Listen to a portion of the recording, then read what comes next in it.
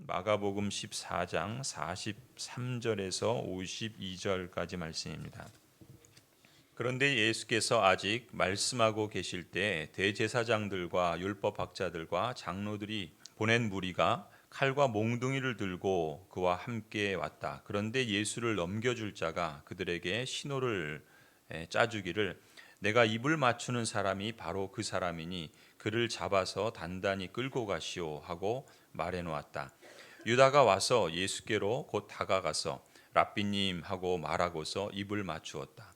그러자 그들은 예수께 손을 대어 잡았다. 그런데 곁에 서 있던 이들 가운데서 어느 한 사람이 칼을 빼어 대제사장의 종을 내리쳐서 그 귀를 잘라버렸다. 예수께서 그들에게 말씀하셨다. 너희는 강도에게 하듯이 칼과 몽둥이를 들고 나를 잡으러 나왔느냐?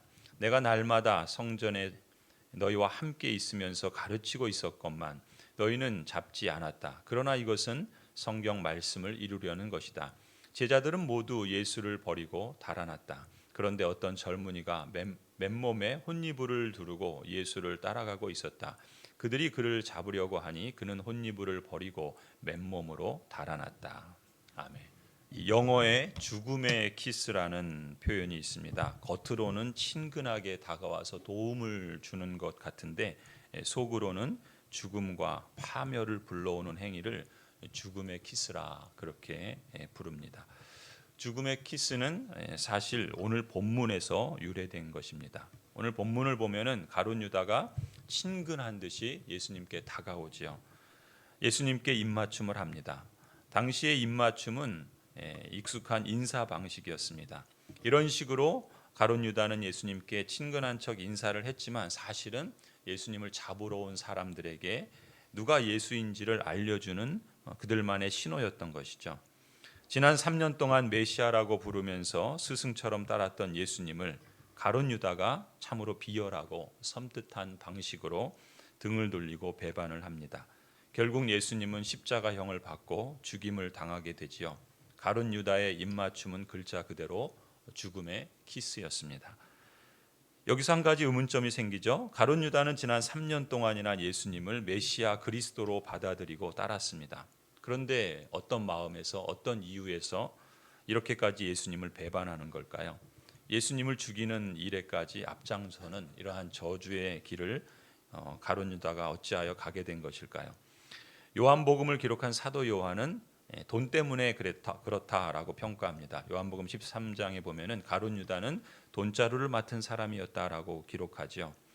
유다는 예수님을 따라다니면서 한몫 챙기려다가 예수님이 자신이 기대한 길로 가지 않게 돼서 실망했다는 거죠. 사탄이 그 기회를 놓치지 않고 유다의 욕심을 틈탄 건데 그래서 결국 돈 때문에 예수님을 넘겨주는 일에 동의했고 무리가 없을 때 예수님을 넘겨줄 적당한 기회를 노리고 있었다 이렇게 평가합니다. 또 다른 해석이 있어요. 예수님의 행동이 가룟 유다의 기대를 채워주지 못했기 때문이다 이렇게 말합니다. 그럼 도대체 가룟 유다가 건 기대는 무엇이었는가? 그것은 가룟 유다만이 아니라 당시 유대 사람들의 기대도 같은 맥락입니다. 유대인들은 당시 로마 제국의 지배 아래 있었죠. 그러니까 정치적으로 자유를 원했습니다. 그리고 그들이 하나님의 선민이라고 하는 자부심을 회복하기를 원했고 더 나아가서는 메시아를 통해서 물질적인 축복을 얻기를 원했습니다. 그러려면 그들의 메시아는 힘이 있어야 돼요. 능력이 있는 메시아였던 것입니다. 그러한 메시아를 구약에서부터 절실하게 특히 포로기를 겪고 또 여러 제국들에 의해서 압제를 당하면서 그 메시아에 대한 기대는 더욱더 팽배해졌습니다. 그런데 예수님이 온 거예요. 병든 자를 고치십니다. 귀신을 쫓아내요. 오병이어와 같은 칠병소와 같은 그런 놀라운 기적을 베푸시면서 사람들을 먹을 것으로 배부르게 합니다. 예수님께서 하시는 일들을 보면 그야말로 그들의 눈에는 유대인들이 기대하던 메시아로 보였던 것이죠. 이 당시 유대인들의 기대를 오늘 본문에서도 상징적으로 표현해 주는 것이 이 칼과 몽둥이입니다. 사람들이 칼과 몽둥이를 들고 사실 예수님을 잡으러 온 것이죠. 이 칼과 몽둥이는 한마디로 세상의 힘이에요. 능력입니다. 권력이에요. 그걸 쥐면 사람들로 하여금 그 힘을 가지고 사람들을 움직이게 할 수도 있고 지배할 수도 있는 것이죠. 세상의 힘과 능력, 세상에서 통하는 방식이 바로 힘이고 능력입니다. 돈이죠.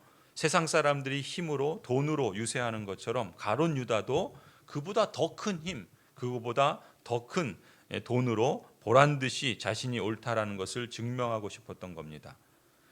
제자들의 반응도 사실은 별반 차이가 나지 않았어요. 가룟 유다의 사고 방식이나 그 행위와 사실은 같았던 것이죠. 오늘 47절에 보면은 예수님의 곁에 서 있던 제자 중에 하나가 칼을 빼서 대제사장의 종을 내리치죠. 그 역시 칼을 갖고 있었던 거예요.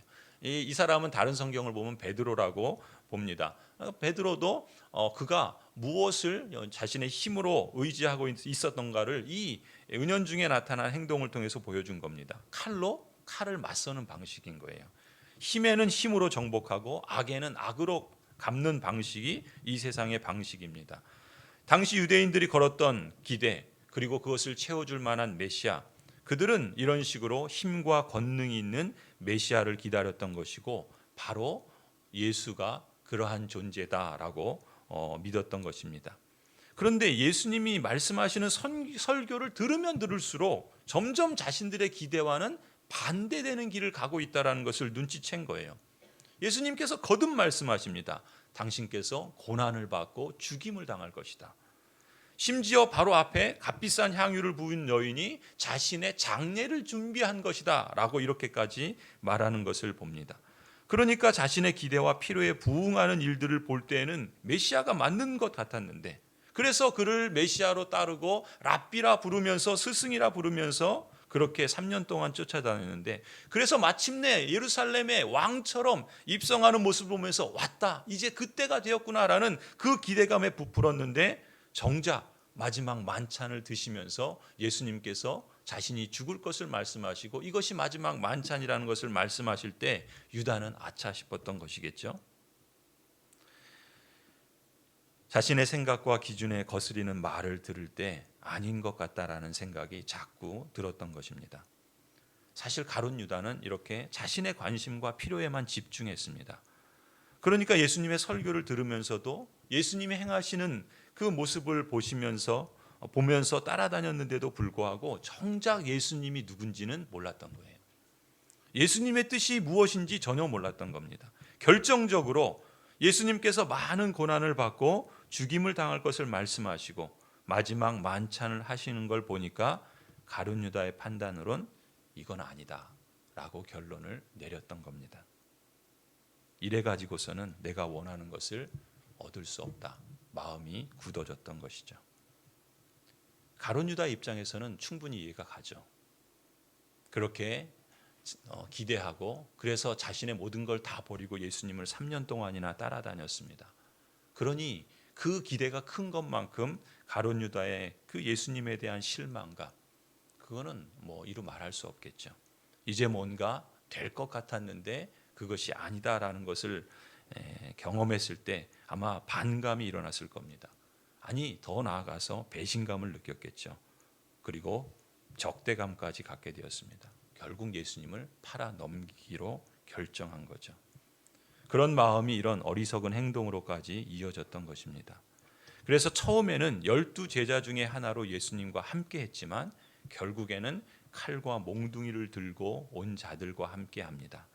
그리고 44절을 보면 자신이 입맞추는 자가 예수이니 그를 잡아서 단단히 끌고 가라고 유다가 말을 합니다. 그 음모의 주동자가 되고 급기야는 예수님께 나와서 랍비님 친근하게 접근해서는 죽음의 키스를 하는 섬뜩한 행동을 한 것이죠. 결국 가룟 유다의 배반은 돈 때문이었고 자기 기대에 대한 불만족과 더 나아가서 배신감 때문이었습니다. 여러분, 우리가 관점을 좀 달리해서 이 일을 영적인 눈으로 보면은 이 일의 배후에는 거짓의 아비인 사탄이 있다는 것을 알 수 있죠. 사탄은 가룟 유다의 탐심을 알았습니다. 그리고 그것에서 비롯된 적개심을 간파했습니다. 기가 막히게 알아채는 거죠. 그리고 그걸 이용해서 그걸 틈타서 예수님께서 하나님의 뜻을 이루시려는 것을 어떻게 해서든지 막아보려고 사탄은 그 술수를 부렸던 것입니다.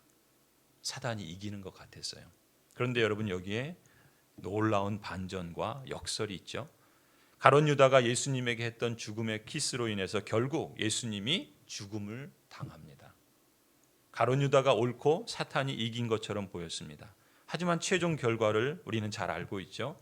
가룟 유다가 짜둔 계획대로 죽음의 키스를 받은 예수님이 죽임을 당했지만 궁극적으로 죽음과 파멸을 당한 것은 예수님이 아니에요. 오히려 죽음의 키스를 감행한 가룟 유다였습니다.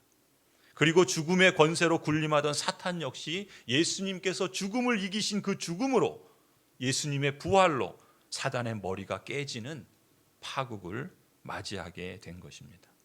하나님은 인간의 간교한 속임수나 사탄의 이러한 악행에도 불구하고 얼마든지 작정하신 뜻을 성취하시고 완성하시는 분이십니다.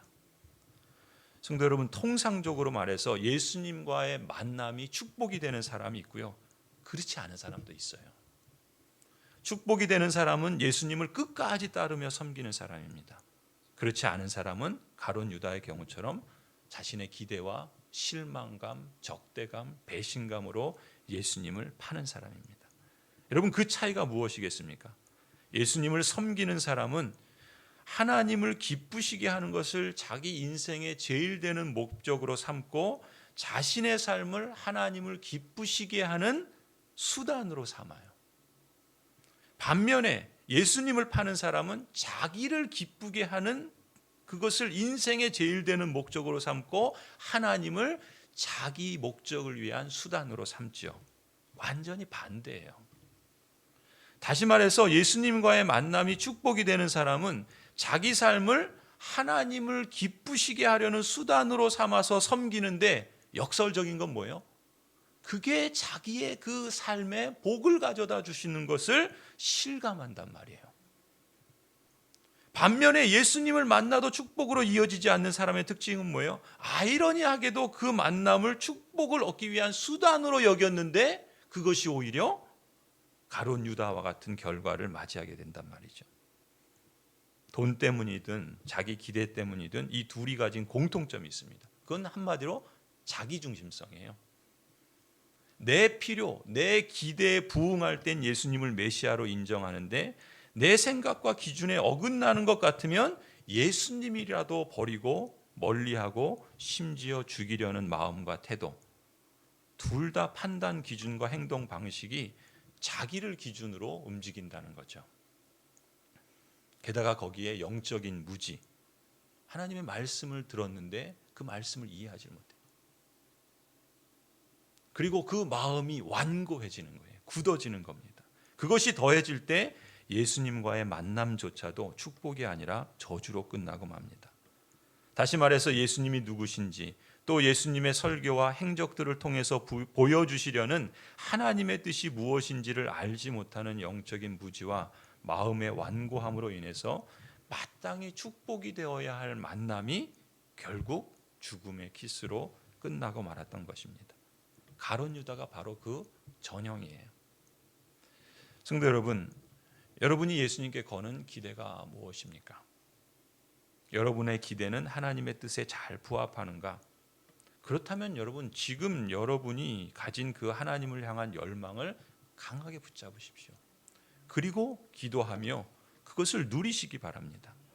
그런데 만일 나의 기대를 예수님께서 당장에 만족시켜주지 않는다면 과연 그 나의 기대가 그것이 계속해서 여러분의 마음과 노력을 기울여 추구할 만한 매력적인 대상인지, 혹 하나님께서는 나의 생각과 기도를 바꾸시기를 원하시는 것은 아닌지 하나님 앞에 겸손히 물어보시기를 바랍니다.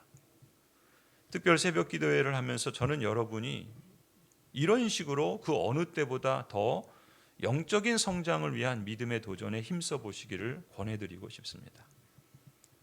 영적 성장을 위한 가장 좋은 방법은 어제도 강조한 것처럼 하나님의 나라와 그의 뜻을 구하는 것입니다. 사실 여러분이 지금 이 기도의 자리에 있다는 것 자체가 여러분은 이미 복된 선택을 한 것이라고 믿습니다. 그럼에도 여러분이 그것을 아직 소유하지 못한 것 같은 그런 느낌이 들걸랑 그것을 일러주시도록 기도하면서 갈망하시기를 바랍니다. 후히 주시고 꾸짖지 아니하시는 하나님이시죠. 아들을 주셨는데 무엇을 우리에게 주시지 않겠습니까? 능히 응답해 주실 줄 믿습니다. 그리고 여러분이 이미 그것을 소유하고 있다라고 생각이 되신다면 하나님의 뜻과 그의 의를 구하는 그 사실을 여러분이 소유하고 있다고 믿는다면 이미 소유한 것을 인내 가운데 끝까지 붙잡고 계속해서 실천하며 하나님의 복을 누리시기를 바랍니다. 어떤 경우이든 첫 번째 우선순위는 내가 지금 어떤 기대를 갖고 하나님을 향해 무엇을 향해 나아가고 있는지를 숙고하고 점검하는 일이 반드시 있어야 할 줄로 믿습니다. 여러분, 어떤 장소를 우리가 더 멀리 떠나가면 떠나갈수록 뒤에 있는 것들은 작게 보이죠. 반대로 앞에 있는 것들은 더 크게 보이게 됩니다. 더 가까이 가고 있다라는 것이죠. 여러분이 하나님의 뜻을 따라서 하나님을 섬기는 일에 더 가까이 가면 갈수록 우리 자신의 어떤 세상적인 욕망이나 또 이 세상에 속한 것들에 대한 허영심은 점점 더 작게 보일 겁니다. 반면에 여러분 마음속에 복음이 갖는 이 탁월한 가치, 그리고 그 하나님 나라가 우리에게 주는 그 매력은 더 선명하고 확연하게 드러날 것입니다. 그래서 여러분의 삶의 다양한 영역에서 그리스도께서 변화시키는 그 능력을 정말 이 땅에서도 다양한 그러한 역사들로 실감하게 될 줄로 믿습니다. 그것이 기독교 신앙이 갖고 있는 매력이에요. 우리의 삶을 온전하게 하고 이 땅에서도 하나님이 주시는 그 그리스도의 변화시키는 능력을 실감하게 됩니다. 그것이 우리의 몸에 나타날 수도 있고 우리 마음에 나타날 수도 있고 우리의 관계에 나타날 수도 있고 우리의 자녀들에게, 우리 부모에게, 남편과 아내에게, 우리의 삶의 영역에서, 일터에서, 가정에서 우리의 삶의 모든 영역은 그리스도께서 이것은 내 것이다라고 하지 않는 영역이 없는 거예요. 그렇다고 한다면 우리가 하나님의 나라를 구하고 그의 뜻을 추구할 때 하나님은 우리에게 필요한 것이 무엇인지를 아시고 채워주시는 분이시라는 것이죠. 여러분, 세상의 욕망을 여러분의 마음속에서 억지로 빼내려고 하지 마세요. 오히려 여러분의 마음이 하나님을 기쁘시게 하는 그러한 하나님의 사랑으로 충만한 사람이 되기를 열망하십시오. 하나님의 그 사랑이, 하나님에 대한 그 기쁘시게 하고자 하는 그 열망이 강하면 강할수록 이 세상에 내 마음속에서 억지로 그걸 빼내려고 하는 것보다 저절로 우리 안에 그것을 만들어 가실 것입니다. 여러분, 공기를 막 빼내려고 하는 것보다는 물을 채워놓으면 거기에 가득 차는 것과 같은 거예요. 여러분, 이처럼 참된 경건의 훈련은 디모데전서 4장 말씀처럼 모든 면에서 유익합니다. 이 세상에서뿐만 아니라 장차 올 세상에서도 여러분에게 온전하고 충만한 생명을 약속해 줄 것이라 확신합니다. 이러한 은혜가, 또한 이러한 열매들이 여러분과 또 자녀들 위해, 또 가정 가운데 충만하기를 간절히 축원합니다. 기도하시겠습니다. 살아계신 하나님, 역사하시는 주님, 너희는 먼저 그의 나라와 그의 의를 구하라. 그리하면 이 모든 것을 너희에게 더하시리라 하신 말씀처럼 우리가 하나님의 택하심과 부르심을 받아서 이 시간 주 앞에 가까이 나오게 하신 것 감사합니다. 참으로 복된 선택을 우리에게 허락해 주시고 또 우리도 그것을 거부하지 않고 우리의 의지를 동원하여 주께로 나왔습니다. 오 하나님, 하나님께서 말씀하신 대로 우리의 입을 열어 하나님께 말씀으로, 기도로, 또한 증거로 하나님 아버지 감사로 나아갈 때 하나님께서 채워주실 줄 믿습니다. 그 아들을 아끼지 아니하시고 우리에게 내어주신 하나님이신데 어찌 그 모든 것을 우리에게 은혜로, 선물로 주시지 않으시겠습니까? 우리에게 지혜가 부족합니다. 하나님, 지혜를 구하오니 후히 주시고 꾸짖지 아니하신 하나님께서 친히 허락하여 주시옵소서. 우리에게 여러 가지 염려와 근심이 있습니다. 그러나 하나님 말씀하신 것처럼 하나님 기도와 간구로 우리 구할 것을 감사함으로 하나님께 구할 때 하나님께서 친히 응답해 주시리라 믿습니다. 오늘도 이 새벽 하나님 거친 날씨와 비 가운데서도 주 앞에 나와 간구하며 또 지금 이 시간에도 집에서 또 하나님을 바라보며 또 예배하며 하나님을 간절히 찾고 찾는 모든 심령들마다 주의 언약의 말씀대로 친히 응답하여 주실 줄 믿습니다. 오 하나님, 오늘도 우리의 삶의 여정 속에 일터에서, 가정에서, 혹 병원에서, 또 하나님 아버지 교회에서 다양한 삶의 자리마다 그리스도께서 주인 되어서 동행하시고 임마누엘로 함께 하시며 우리의 삶을 섭리하시고 하나님의 아름다운 것들을 채우실 줄을 믿습니다. 그리스도의 그 놀라우신 은혜가 우리의 삶의 다양한 영역에서 실감되게 하여 주셔서 우리도 하나님의 뜻을 구하고 하나님을 섬기며 또 하나님께서 허락하신 그 복된 인생의 여정을 많은 열매들을 맺으며 나아가게 하여 주옵소서. 오늘이 그 하루가 되게 하시고 그러한 삶의 연장 속에서 우리의 인생 여정이 더욱더 주님께 가까이 가며 참으로 하나님 온전한 삶의 풍성함들을 실감하는 것처럼 우리 자녀들에게, 우리 이웃들에게, 우리 마을에 이처럼 하나님의 나라를 증거하는 교회가 되게 하여 주시옵소서. 이제는 우리 주 예수 그리스도의 은혜와 하나님 아버지의 사랑과 성령 하나님의 충만케 하심이 주님께서 택하여 부르신 모든 언약 백성들과 가정들 위에, 자녀들과 생업과 일터 위에, 고향 제일교회 위에 이제로부터 영원토록 함께 있을지어다. 아멘.